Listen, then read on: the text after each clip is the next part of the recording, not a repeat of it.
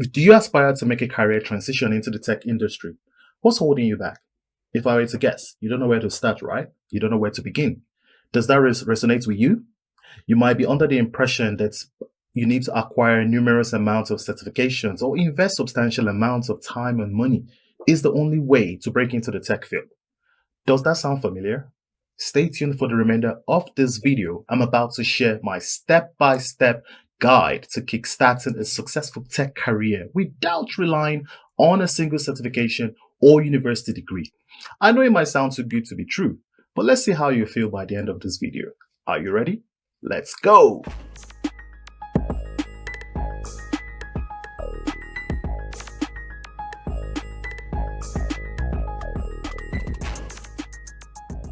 Welcome back to my channel. For those who are new here, I'm Akin Odedino and I specialize in helping both non-IT and IT professionals become cybersecurity specialists, enabling them to earn six figures without the need for certification. If you want to join me on this transformative journey, please like this video, subscribe to the channel and hit the bell icon so that you stay updated on my content designed to elevate your tech career to new heights. Now, let's get started. In this video, I'll be sharing my career journey and the strategies I employ to transition into cybersecurity without relying on traditional certification. So if you have different opinion, that's okay. But bear in mind that I'm sharing insights based on my personal and practical experiences in the field. All right. So here we go. Step number one is to identify the right tech skills to learn. Now, I want you to pay attention to what I'm saying. I said identify the right tech skills to learn. I didn't say identify what certifications to get. Okay? If I had $1 for every time somebody asked me what certifications to get if they want to break into tech, oh man, I'll be a billionaire by now. You know, they ask like it's a magic wand that will solve all their problems, and it does not. And I'm going to explain why in this video so that you get things started off on the right foot and not be a certification chaser, okay? Because it just doesn't end well. So first things first, before we even go into the skills, before we even talk about certifications, you need to understand why you want to get into tech in the first place, right? Because that's what's going to drive what decisions you make for your career. So I'm just going to assume that you're financially motivated, right? And there's nothing wrong with that, okay? You can make a lot of money in tech. In fact, it's probably why you're here watching this video, right? And so there are two things, right, I'm going to teach you right now that hopefully just revolutionize your life, and you're going to apply this to your current situation right now. So number one, understand that IT and cybersecurity only exists as a vehicle for business enablement. Companies don't want to invest in technology. They don't want to invest in cybersecurity unless they absolutely have to make money. Which brings me to how you can make money. So you need to ask yourself, the job that I'm currently doing right now, does it make the company money? If your job does not make the company money, then your salary is going to be reflective of that. And the second question is, does my position or my current role offset the risk of the company losing money? Now, if you've answered no to both of those, then you need to step in another direction. And that's just because companies pay employees that help them make money, right? So it's only right they invest a portion back. And then number two, those employees that are helping them offset the risk of losing money would also get substantially paid because they're saving the company money. And so we're going to talk about some of the specific roles that would meet these categories so that you don't end up making the wrong decision that most people do. I personally worked my way up and transitioned into cybersecurity because I started learning these two principles that I just taught you. But what I did was I made a pivot into the GRC space, which stands for governance, risk, and compliance, and is the non-technical avenue of IT and cybersecurity that nobody's talking about. Nobody is talking about it. All right. And it doesn't require any sort of hacking skills or coding skills, doesn't require a college degree or any type of technical certifications or any of those technical must-haves, right? So it's important that you understand that there are ways to make it into tech without those technical must-haves, okay? Now we need to find out what skills are needed. What most people do, which is a huge mistake, is they go straight for certifications if they want to break into IT. And then they try to find jobs that apply to those certifications. Well, I'm going to show you my route of finding the skills so that you are actually the right candidate for the job versus trying to compete against other people that have certifications or that have the same certifications that you have. I'll show you now. All right, guys. So let's jump into my computer. And what we're looking at right here is a cybersecurity analyst position, vulnerability management, that was posted. This is a position that was posted on JobServe.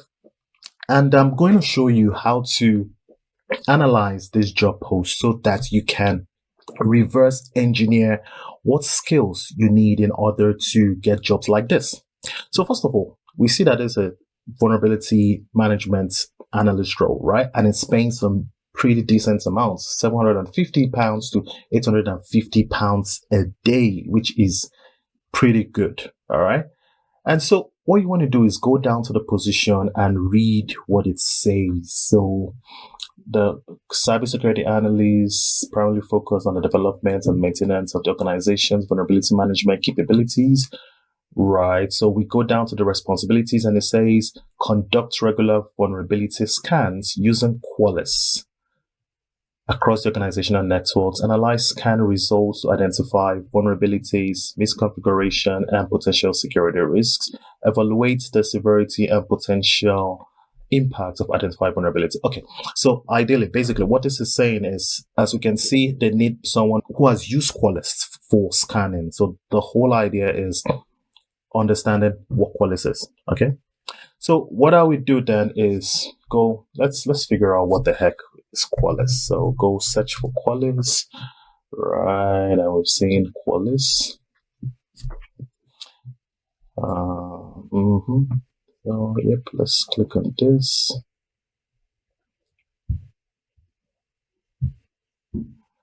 Okay, so Qualys is a vulnerability management tool, and it is used to scan networks looking for vulnerabilities. Okay, so now that we figured out what the heck Qualys is, we need to go to the next level. So I asked myself, do I know how to review scanning results from Qualys, which is what some of the roles and the responsibilities for the role.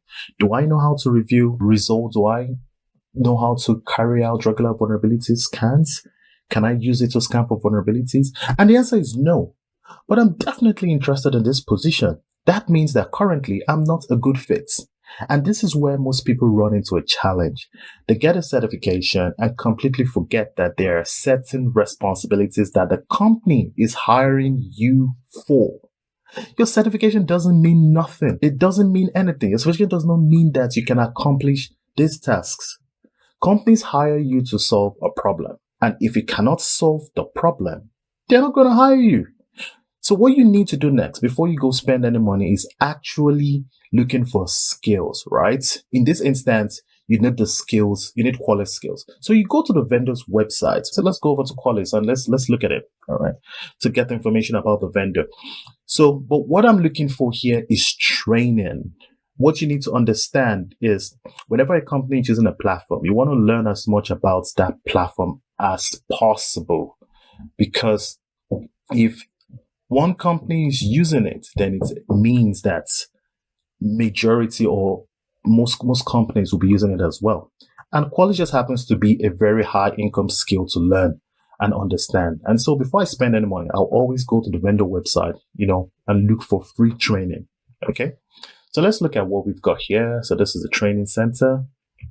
Right. So coming here and looking at this is it helps you get the skills you need. And as we can see here, they've got quite a number of certification parts. So they've got the Vulnerability Management Foundation. So you can enroll for this, where it lets you understand what vulnerability is, the scope of vulnerability management. Okay, if we go to the next one, let's see, the vulnerability management detection and response. So here they've got some labs. So they've got some hands-on labs and simulator, which would help you understand the tool itself, right? So it will help you. You would download the agent. So the agent is the Qualys tool. So you download it in the lab, you configure it, right? You would use it to tag vulnerabilities. You understand the dashboard and the widgets that come with it. You will use that to do some patch deployment jobs. So these are the skills that I'm talking about. So when I say get skills and not certification, this is what I am talking about. And Qualys, like I mentioned, happens to be a very high income skill to get. So as you can see, it has quite a number of labs that relates to that job. Scanning strategies. So here you use it to scan tools. So you understand the host assets. So that's the software and hardware devices that you'll be scanning. So you understand the scan process. You understand how to configure scanning. You understand how to scan through firewalls. So these are skills that you can get for free, right? It's free training on Qualys. So getting a certification doesn't necessarily mean you understand how to scan tools. So this is what I mean when I say get skills and not certification. All right. Now, what this does is that it gives you the ability to apply for jobs like this, because you're going to be able to update your resume that you know how to scan through firewalls, you know how to scan assets, and you know how to analyze vulnerabilities. You're going to take the things that you learn from that training and update your resume specifically to what you've learned.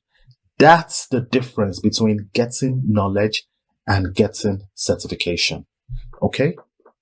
And another thing to note, which I tell most of my students when making job applications, is do not pay attention to job titles. Job titles don't mean anything, right? Because a few people will see a role where it says cybersecurity manager or senior cybersecurity consultant, and all of a sudden they just feel like, oh, this is some directorial position. And I tell them, look, job titles don't mean anything. I know some directors that don't make 50K, and I know some analysts that make over 500K. So you choose, right? The company is going to pay what they want to pay.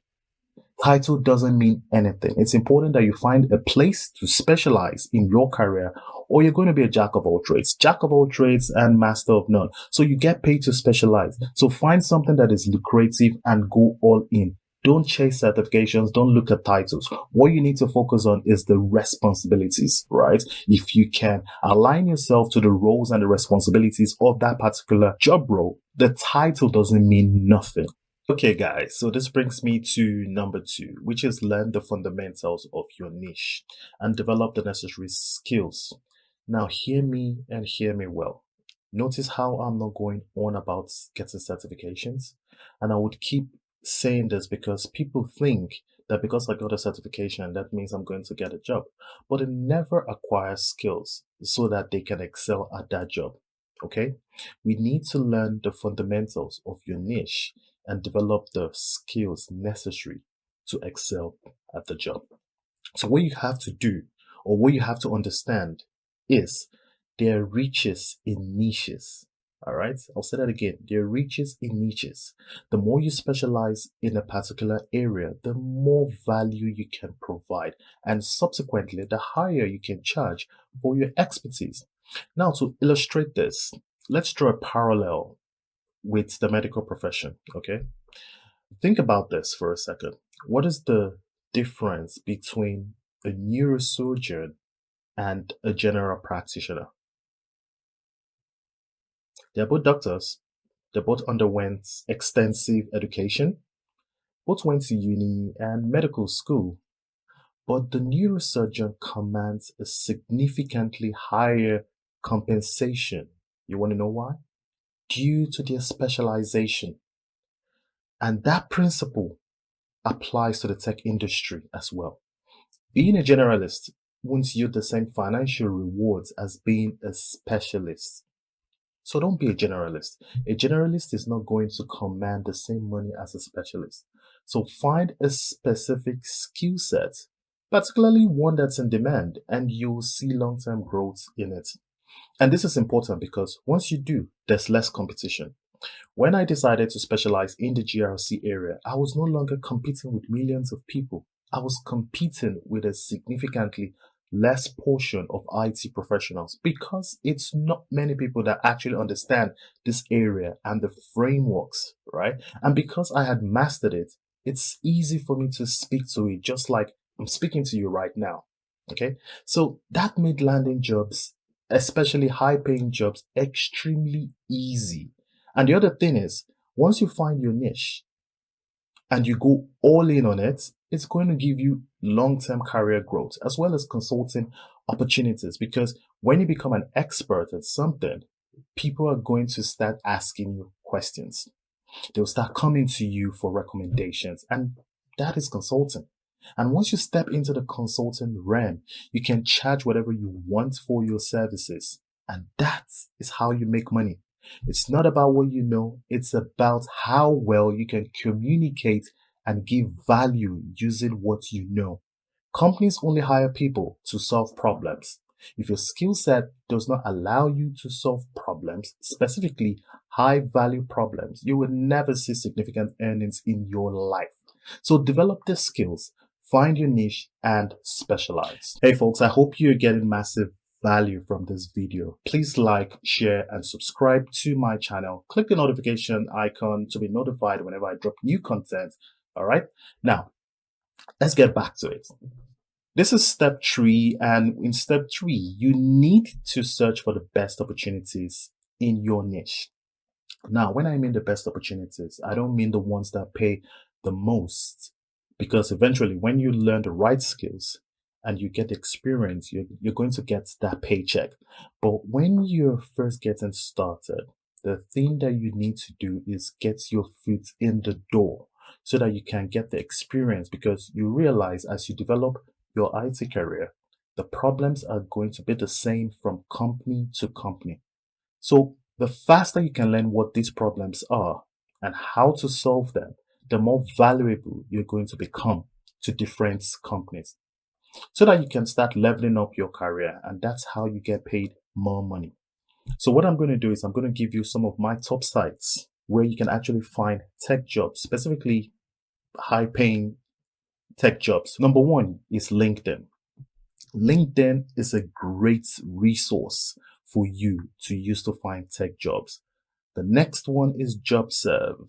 Now, JobServe, there's some really good jobs there as well. Then there is Dice, dice.com. Now, for those in the US or in Canada, Dice is a very, very, very good one. All right. And the next one, which many folks may have not considered, which is actually good, is Upwork. Yes, Upwork.com is a great place to find good cybersecurity roles, especially roles that apply to specific niches in this GRC area. There's nothing wrong with contracting your services out via Upwork. You can still take that experience, put it on your resume, and leverage that to get a new job. Because the best way to get a job is being able to speak about your experience and how you can solve the current problem that the company is having. Okay. And now here's point number 4. Now, this is super important. You need to get in front of decision makers and sell to them. Now, what most people don't tell you is a job interview is nothing more than a sales meeting. You're selling the company on why your skill set is going to solve their problem and why you are the best at it, right? It's the same way sales reps or business development managers try to convince you to buy their product over the competitors. And that's the same way you have to manage your career. You have to manage it like it's a business. And no business exists without sales, marketing, advertising, branding, and all of that, right? Once you take on this business owner mentality or mindset about your career, it's going to be easy for you to make the transition and communicate your skills better to hiring managers or recruiters. Okay. Let me give you one of my top tips for interviewing. Whenever I go for an interview. One of the many ways I sell myself to hiring managers is ask them what problems they're currently facing in the company right now with respect to this role. So I can tell you about my experience that's relevant to that. Now they're going to give you what problems they're hiring for. And then you can talk about only the specific experience that you have that actually solves that problem. Most people won't teach you that, right? They teach you going to an interview and start talking about how good you are, how flamboyant you are in your education, the many certifications you have, and that doesn't matter.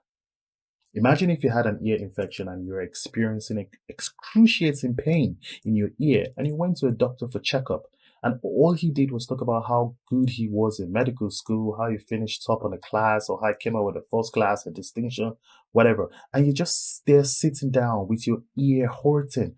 Would you care about his accomplishments when you're in excruciating pain? Absolutely not. You would probably be pissed off and would never go back there again. All right. So do not make that mistake in a job interview and turn it into a me show because nobody cares about you. They care about what you can do for them. When you realize that, your life will change. Okay. This is all about managing people's expectations and emotion. Certification doesn't do that. You need skills and you need the ability to communicate how you can solve problems using your skill set, right? How you've done it before and how you can do it for the company. Okay. So we're talking about getting in front of decision makers. Now, when job recruiters post jobs, the tendency is that loads of people would apply for that job, right? So I have a recruiter friend who says whenever he posts a job on LinkedIn or any of the job boards, he gets hundreds of applications within minutes. So another tip I use for getting in front of decision makers is that after I apply for these roles, I connect with the person who has posted the job, either on LinkedIn or on any of the professional networking sites, and I send the person an email letting them know I am interested in the role which they have just posted and that I have the relevant skill set. Now, that way, what you've done is you have drawn attention to your profile. What they would do is they would then check your application, look at your CV, and once they see you meet the hiring criteria, boom, you get shortlisted for an interview. That is a very powerful thing. Okay. And the fifth and final point that you need to do is find a mentor or someone who has been there to help you navigate this process. I cannot overemphasize this. It is very important and very crucial because it only makes sense if you can find someone that has reached the levels that you aspire to help you, right? If they're willing to give you their time. Now, the challenge is most working professionals are too busy or don't see the value in giving back. But if you can find one, then make the investment. And when I say make investments, I mean number one, time, and number two, it's going to cost you. Nobody's going to share their life experiences to help you advance it, to make significant advancements in your career. I'm not going to say nobody, but for most parts, people are not going to do that for free. You need to compensate them for their time because they had to learn it the hard way and they're going to give it to you the easy way, right? So find somebody that is working in that position that you aspire to be and ask them how they did it. And it also helps if you come with a gift. You can invite them to coffee, breakfast, dinner, something like that, but bring value, right? It's an exchange of value. Once you do that, you're going to be in a much better position to be able to manage or to be able to navigate some of these hurdles because these things I'm telling you right now, it took me years to figure out and I figured it out the hard way. So if you can get a mentor to help you shortcut the path to achieving your end result, then just do it. But you cannot be afraid to invest. It's going to require an investment of time and probably money in order to upgrade your tech career. Okay. Well, that's it, guys. We have made it to the end of the list. Thank you for hanging out.